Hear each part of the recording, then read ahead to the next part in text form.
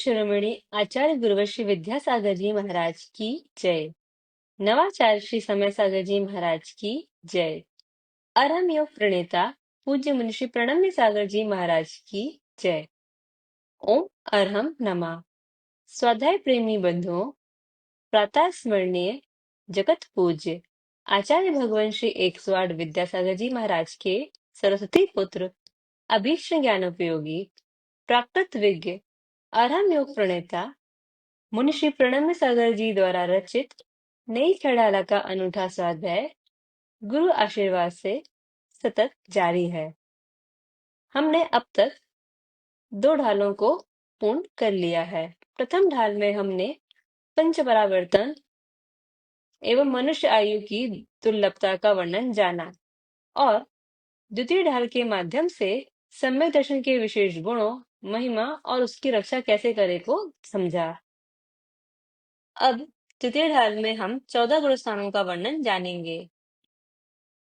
गुणों के स्थान को गुणस्थान कहते हैं, जो हमारे श्रद्धा गुण के उत्तरोत्तर वृद्धि पर निर्भर करता है। इनके ज्ञान से डरना नहीं चाहिए। सभी भव्य जीवों को इन गुण स्थानों के बारे में जानकारी अवश्य होनी ही चाहिए। तो आइए जानते हैं 14 गुण स्थानों को नई छह ढाला की तृतीय ढाल की कक्षा के माध्यम से। ओम नमः सिद्धेभ्यः।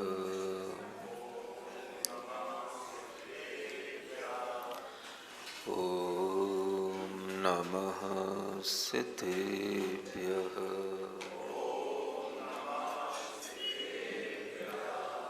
ओम नमः सिद्धेभ्यः।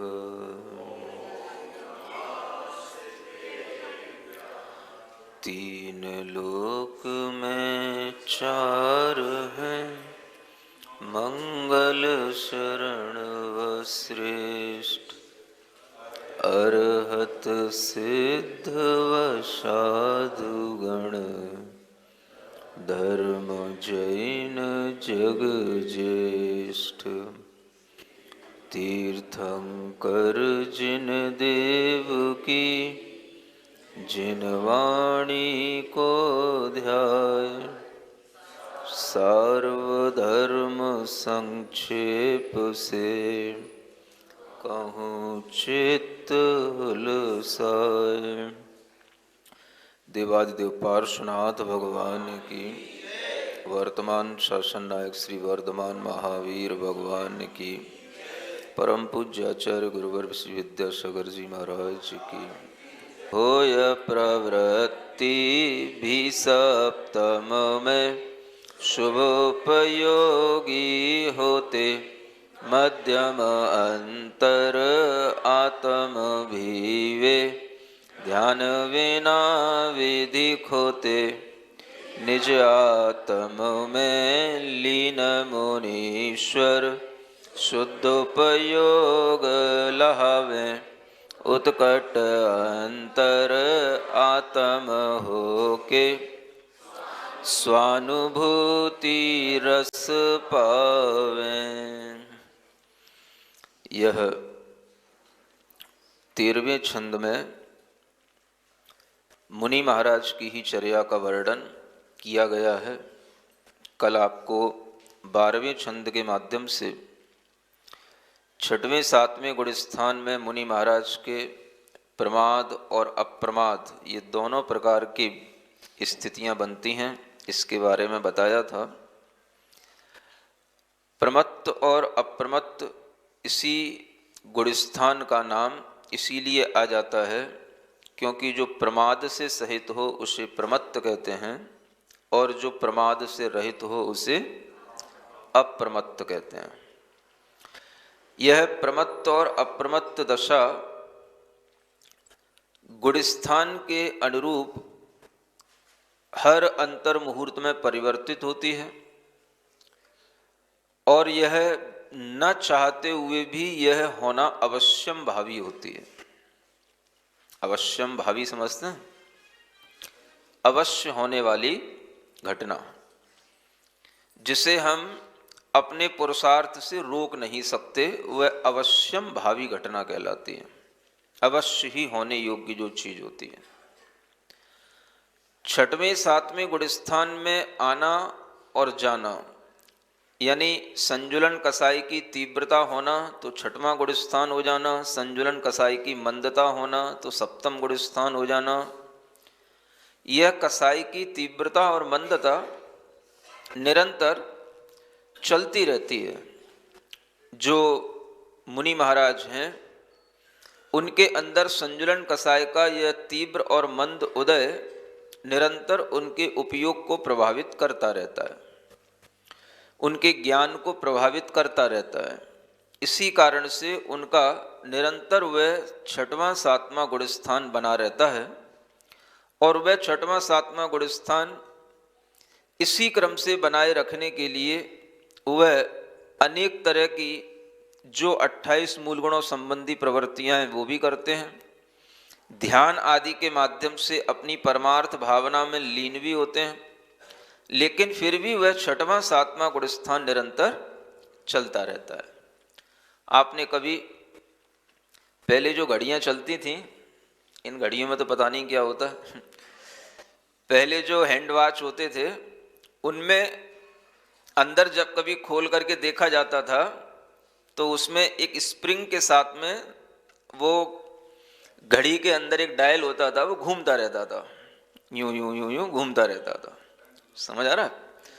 और वही चीज जब बड़ी घड़ियों में देखने को मिलती है, जो दीवार पे लगी हुई बड़ी घड़ियां होती हैं जिनमें पेंडुलम घूमता रहता है ना।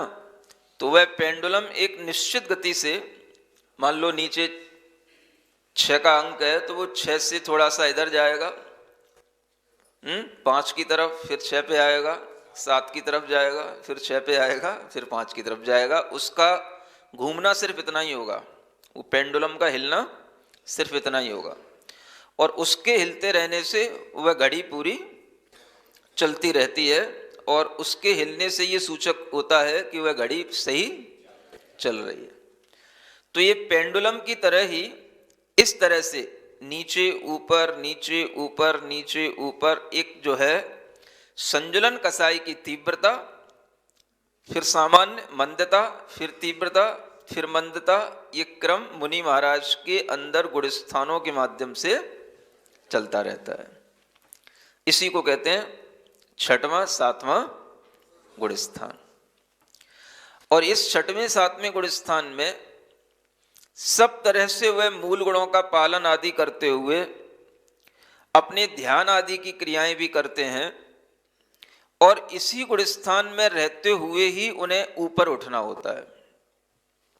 एक तरह से ऐसे समझे कि जैसे किसी को कोई जंप लगानी है, तो जंप लगाने से पहले ऐसा नहीं होता कि वो आकर के खड़ा हो गया और खड़ा होकर के ऐसे जंप कर दिया। आपने कभी जंप लगाई है? नहीं लगाई हो, देखा तो होगा ही। जब हमें हाई जंप लगानी होती है तो हमें पीछे से थोड़ा सा चलते हुए आना पड़ता है, दौड़ते हुए आना पड़ता है, ताकत लेके आना पड़ता है। और वही जो ताकत है फिर वो उसकी जंप लगाने में काम आती है ना। यह जंपिंग की प्रोसेस में जैसे पहले दौड़ने का मतलब है एक एनर्जी कलेक्ट करना, और उसी के माध्यम से फिर वह आगे की दौड़, आगे की जंप में वह बहुत बड़ी खाई को भी पार कर पाता है ना। जैसे महाराणा प्रताप का घोड़ा अगर कभी आपने देखा हो, देखा है? वह चेतक घोड़ा महाराणा प्रताप का जब अंत समय में वह युद्ध होता है और वह युद्ध के मैदान में भी जब जख्मी भी हो जाता है तो भी वह दौड़ता है, और एक नदी होती है, नदी का बहुत बड़ा पार्ट होता है, उस पार्ट को छलांग लगा करके क्रॉस करता है, और छलांग लगा करके क्रॉस करके वह उसको, राणा प्रताप को उस नदी के उस तट के पार तक तो पहुंचा देता है। चूंकि पीछे दुश्मनों की सेना चल रही होती है तो उस घोड़े ने उसको पार तो करा दिया, लेकिन वह जख्मी होकर के गिर पड़ा तो वह उसका मरण हो गया। यानी घोड़ा भी जानता है कि किस तरह से दौड़ना चाहिए और कितनी छलांग लगाने की उसमें हिम्मत हो सकती है। ये आप उस घटना से देख सकते हो। कभी उदयपुर जाओ तो वहाँ पर देख के आना, इस तरह के म्यूजियम बने हुए हैं, वहाँ पर वो घटना पूरी की पूरी, कहाँ पर कैसे घोड़ा गिरा और कहाँ पर कैसे वह राणा प्रताप वहाँ से जो है जख्मी हुए और कहाँ से किधर वो भागे, ये सारा का सारा विवरण उधर दिया रहता है।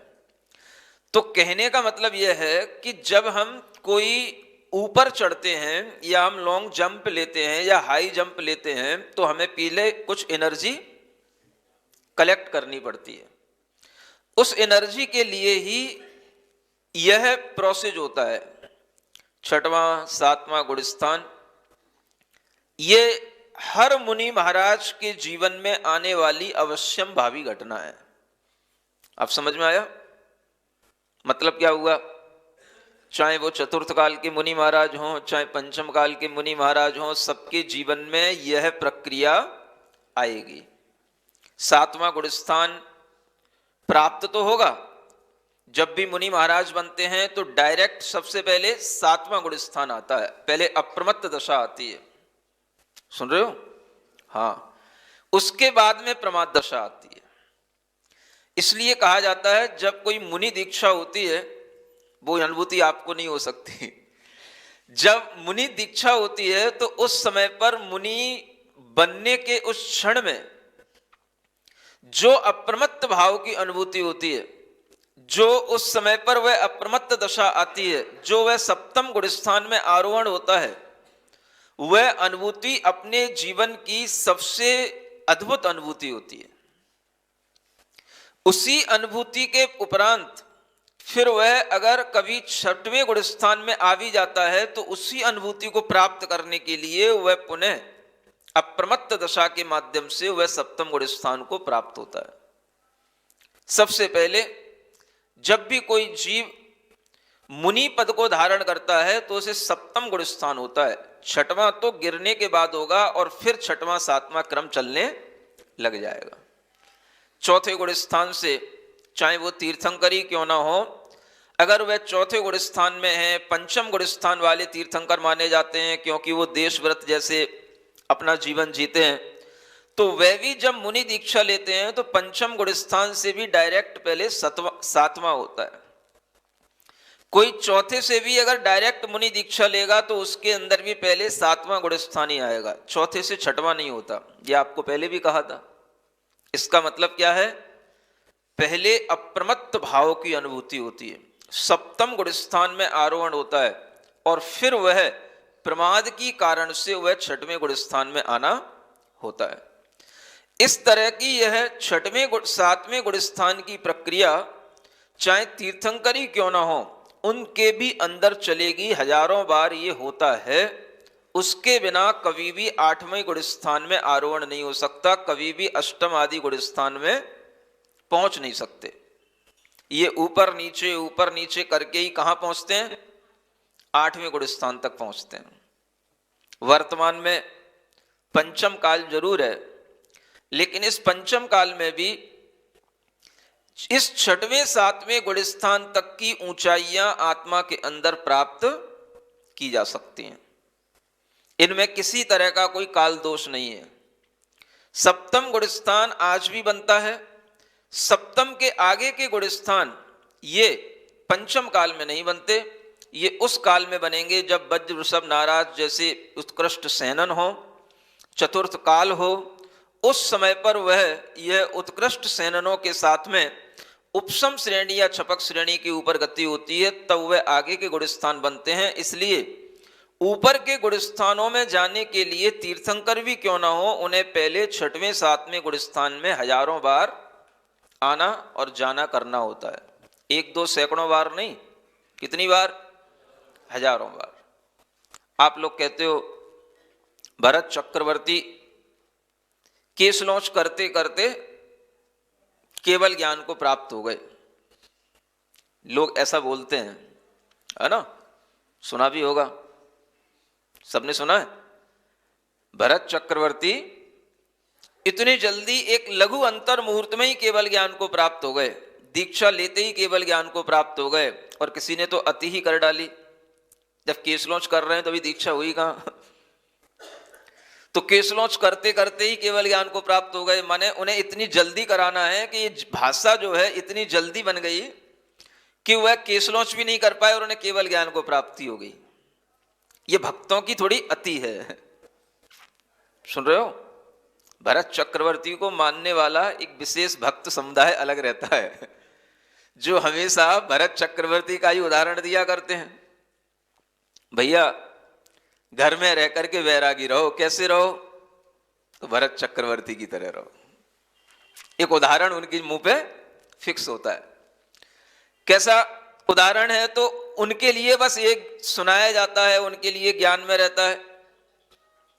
इतना वैराग्य कि उन्हें केसलोच करते करते केवल ज्ञान हो गया। लेकिन कभी भी किसी को केसलोच करते हुए केवल ज्ञान नहीं हो सकता।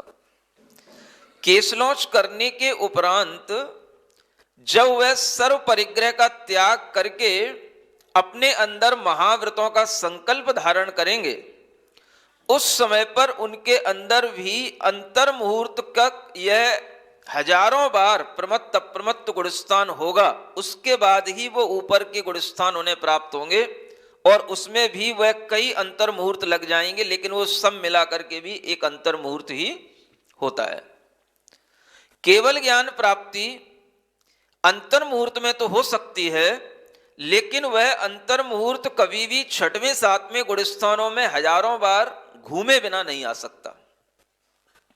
ये इतना शॉर्ट टाइम रहता है कि वह छठवें सातवें गुणस्थान में भी हजारों बार आ जा चुके होते हैं, लेकिन वो आपको पता नहीं होता है। तो भरत चक्रवर्ती भी क्यों ना हो, उन्हें भी इसी तरह से छठवें सातवें गुणस्थान में आना जाना होता है, और तभी जाकर के वह अप्रमत्त भाव को एक स्थायी रूप में प्राप्त कर पाते हैं, क्योंकि आगे के गुणस्थान अप्रमत्त गुणस्थान ही कहलाते हैं। प्रमाद केवल छठवें गुणस्थान तक रहता है, सप्तम आदि गुणस्थानों में निरंतर अप्रमत्त भाव ही बना रहता है। यहां ये जो आपके सामने एक नया जो छंद आया है, इस छंद में 13वें नंबर के छंद में ये बताने के लिए प्रयास किया जा रहा है कि होय प्रवृत्ति भी सप्तम में शुभ उपयोगी होते। क्या लिखा है? अधिकतर लोग ये सोचते हैं कि सप्तम गुणस्थान का मतलब हो गया ध्यान अवस्था, अप्रमत्त होने का मतलब क्या हो गया? ध्यान अवस्था। लेकिन अप्रमत्त अवस्था का मतलब ध्यान ही नहीं होता, अप्रमत्त अवस्था में भी प्रवृत्ति होती है। प्रवृत्ति यानी हम चल रहे हैं, हम बोल रहे हैं, हम भोजन कर रहे हैं, ये सब प्रवृत्तियां हैं। और ये सब प्रवृत्तियां भी सातवें गुणस्थान के साथ होती हैं, और सातवें गुणस्थान में भी अप्रमत्त दशा के साथ में इस तरह की इन प्रवृत्तियों में कोई भी बाधा नहीं होती। ये बताने के लिए ये छंद आया है। लेकिन जब वह मुनि महाराज अप्रमत्त दशा में इस तरह से अप्रमत्त होकर के प्रवृत्ति करते हैं, तब भी उनको शुभोपयोगी ही कहा जाता है। क्या कहते हैं उनको? शुभोपयोगी। ये उपयोग जो होते हैं, ये प्रवृत्ति के अनुसार, चर्या के अनुसार बदलते रहते हैं। अशुभ उपयोग तो एक तरह से देखा जाए पहले दूसरे तीसरे गुणस्थान में ही होता है। चौथे गुणस्थान से शुभोपयोग प्रारंभ हो जाता है, और वह शुभोपयोग धीरे धीरे बढ़ता जाता है। जैसे जैसे उसने व्रत लिए, संयम लिए, उसका शुभोपयोग बढ़ता जाएगा। तो चौथे गुणस्थान से पांचवें गुणस्थान का शुभोपयोग बढ़ा हुआ होगा, पांचवें गुणस्थान से छठवें गुणस्थान का शुभोपयोग और बढ़ा हुआ होगा, छठवें गुणस्थान से भी सातवें गुणस्थान का यह शुभोपयोग जिसमें की प्रवृत्ति हो रही है, यह भी बढ़ा हुआ होगा। तो यह सप्तम गुणस्थान में जब प्रवृत्ति होगी, तो वह मुनि महाराज के लिए शुभोपयोग की दशा उस समय पर उत्कृष्ट दशा होगी।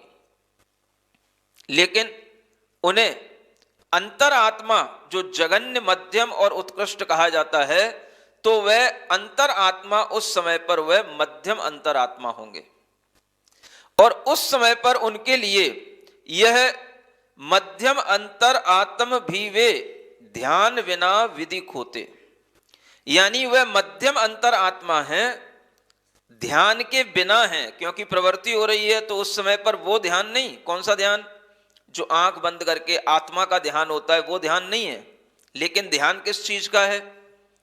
जो प्रवृत्ति कर रहे हैं उस प्रवृत्ति का ध्यान रखना भी अप्रमत्त अवस्था कहलाती है, अप्रमाद अवस्था कहलाती है। इसी को कहते हैं भीतरी सावधानी।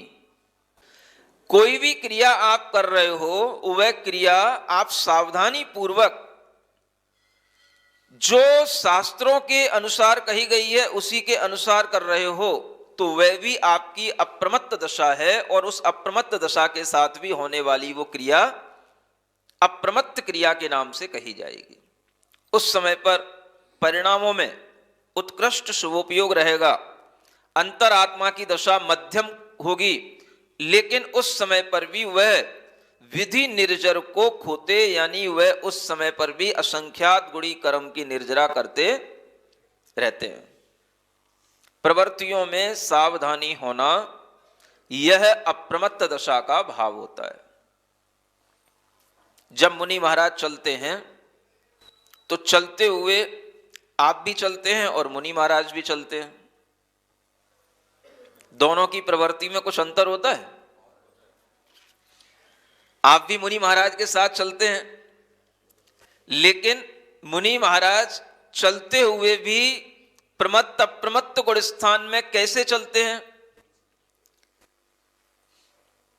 ये आपको कैसे पता पड़ेगा? उनका अप्रमत्त भाव वहां पर कैसे बना रहता है? तो उनका अप्रमत्त भाव, जैसे ही वो अपना एक पैर उठा करके आगे रखते हैं तो पैर कहां रखना है, ये रखने का जो ध्यान है, ये उनका अप्रमत्त भाव होता है। पैर उठाने की प्रवृत्ति हुई, ये प्रमत्त भाव हो गया, क्रिया करनी है, पैर उठ रहा है। सुन रहे हो? पैर उठ रहा है, और पैर उठ के कहां रख रहा है? तो देखते हुए रखा जा रहा है। किसी जीव के ऊपर वो पैर न रख जाए, देखते हुए वह सावधानी पूर्वक चलना, ये उनका अप्रमाद दशा है, अप्रमत्त भाव है। इसी का नाम सप्तम गुण स्थान है, समझने के लिए।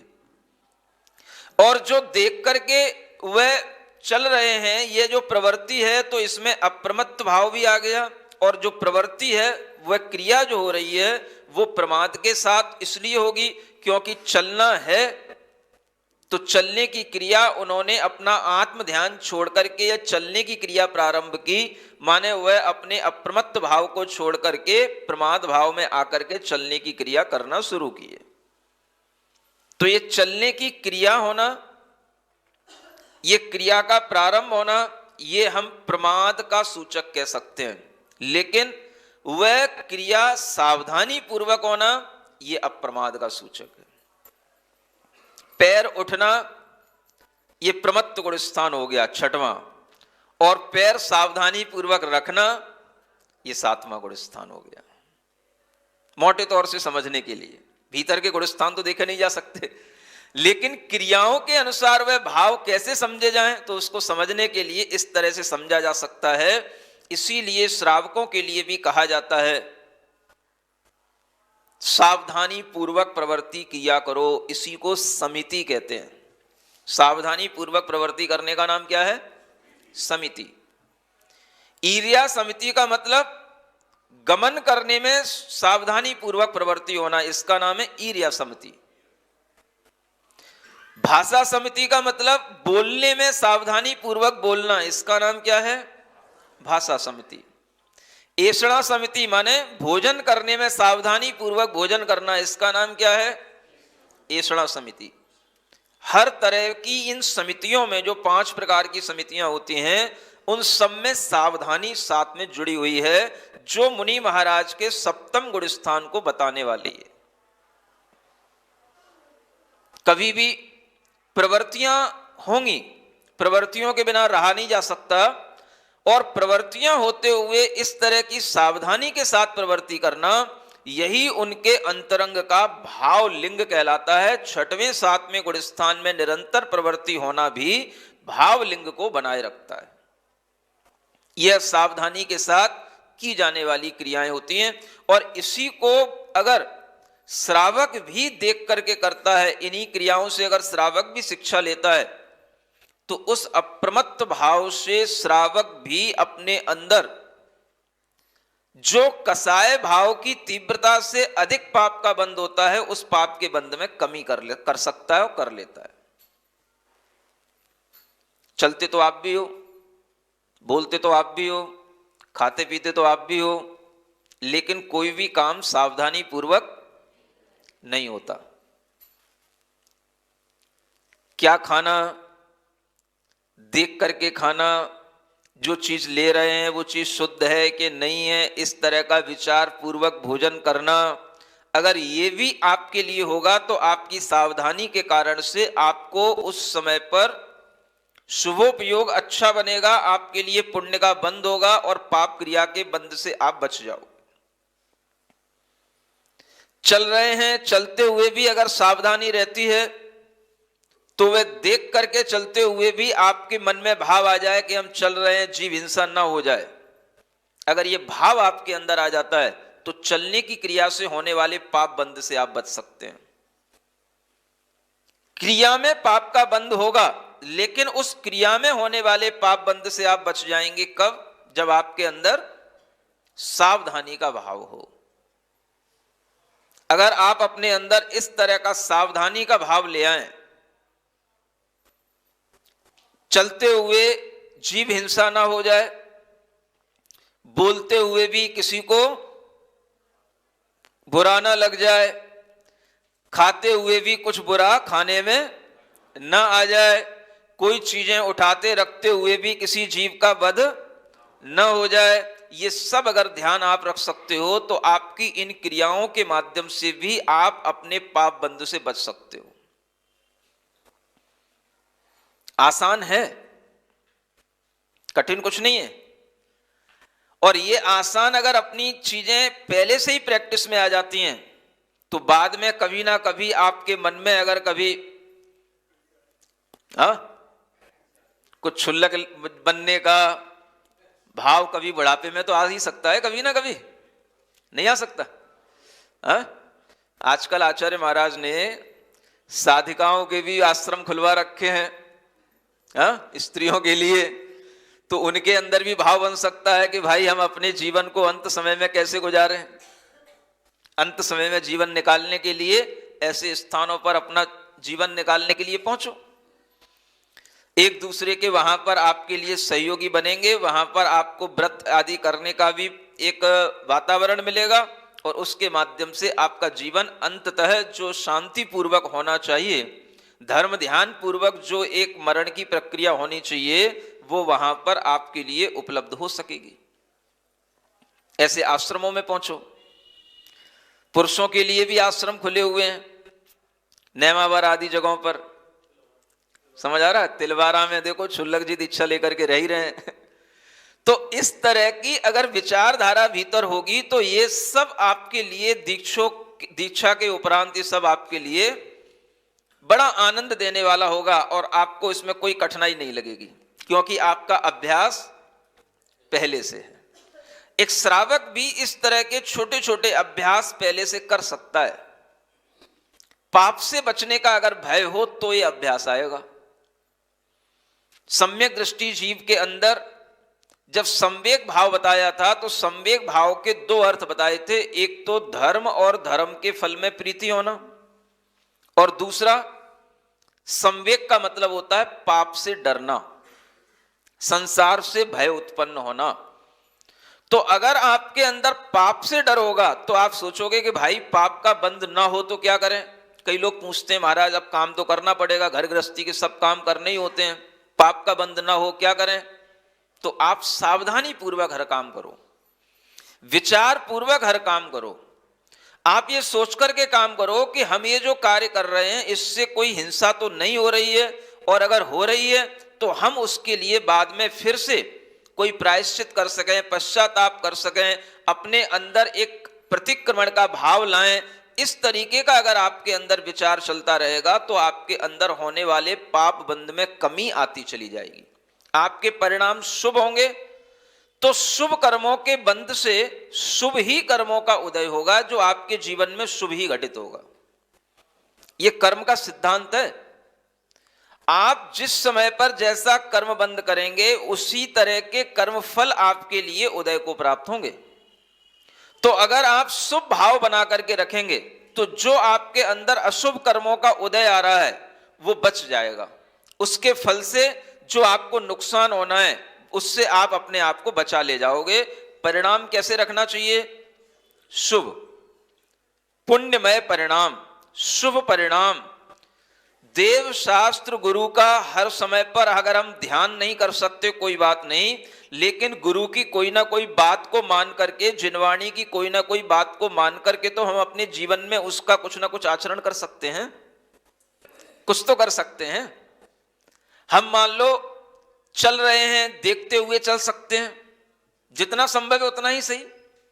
जब पैदल चल रहे हो तो पैदल देखते हुए चलो, जब साइकिल पे चल रहे हो तो साइकिल पे भी देखते हुए चलो, मोटरसाइकिल पे चल रहे हो तो उस पे भी देखते हुए चलो, और जब फोर व्हीलर में चल रहे हो तो उस पे भी देखते हुए चलो। अब देखते हुए क्या चलो, सामने से गाड़ी ना आ जाए बस इतना ही देख सकते हैं। फोर व्हीलर वाला फोर व्हीलर वाले को देखेगा, टू व्हीलर वाला टू व्हीलर वाले को देखेगा।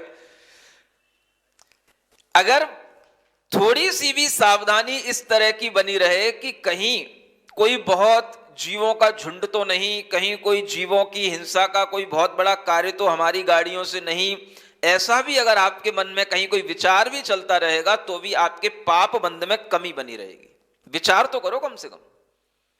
अब मान लो आप फोर व्हीलर चला रहे हो, कार चला रहे हो, तो अब उस कार को चलाते हुए आप चींटी को तो देख नहीं सकते, नहीं समझे? चींटी, चींटे, मकड़ी, छोटे मोटे जीव तो आपको दिखाई नहीं देंगे। अब तेज गाड़ी चला रहे हो तो बड़े बड़े जीव भी उसमें चले जाएंगे तो वो भी आपको पता नहीं पड़ेंगे। जो सड़क पे रेंगने वाले जीव होते, मान लो कभी कोई सर्प निकल गया, कोई छिपकली निकल गई, मेंढक एंढक भी आपको दिख जाए तो बहुत बड़ी बात है, नहीं समझे? तेज गाड़ी की रफ्तार में क्या दिखाई देगा? तो आप समझो कि आप अगर गाड़ी चला रहे हो तो भी आप ये भाव कर सकते हो कि कहीं इस तरह के हमारे इस ड्राइविंग से, इस तरह की हमारी गाड़ी चलाने से कहीं इन जीवों का घात तो नहीं हो रहा है। अगर आप केवल मन में भी विचार करोगे कहीं ऐसा जीव घात तो नहीं हो रहा है, कहीं जीव घात न हो जाए, तो इस दया परिणाम के माध्यम से भी आपका उपयोग शुभ बना रहेगा। अब अशुभ तो आपको करना ही है, गाड़ी चलाए बिना तो रहा नहीं जा सकता, लेकिन मन में दया का भाव रख करके चलाओ तो वह दया का परिणाम आपके लिए कुछ जो पाप तीव्रता के साथ में बंध को प्राप्त होता वो आपके लिए कम हो जाएगा, और उस परिणाम के कारण से आपके उपयोग की शुभता बनी रहने से वह पाप कर्म की जो तीव्रता का उदय आने वाला होता है वो भी कम हो जाता है। आप बिल्कुल ही अवेयर नहीं हो भीतर से,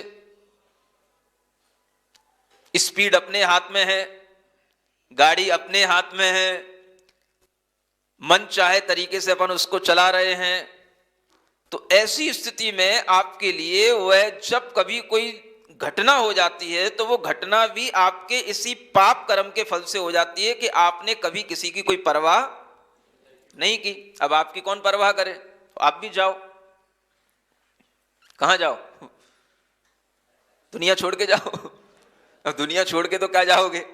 बस ये शरीर छोड़ के जाओ, दुनिया में तो रहना ही है, दुनिया कहां छोड़ के जाओगे? लोग कहते हैं दुनिया छोड़ के चला गया, दुनिया कहां छोड़ के जाएगा?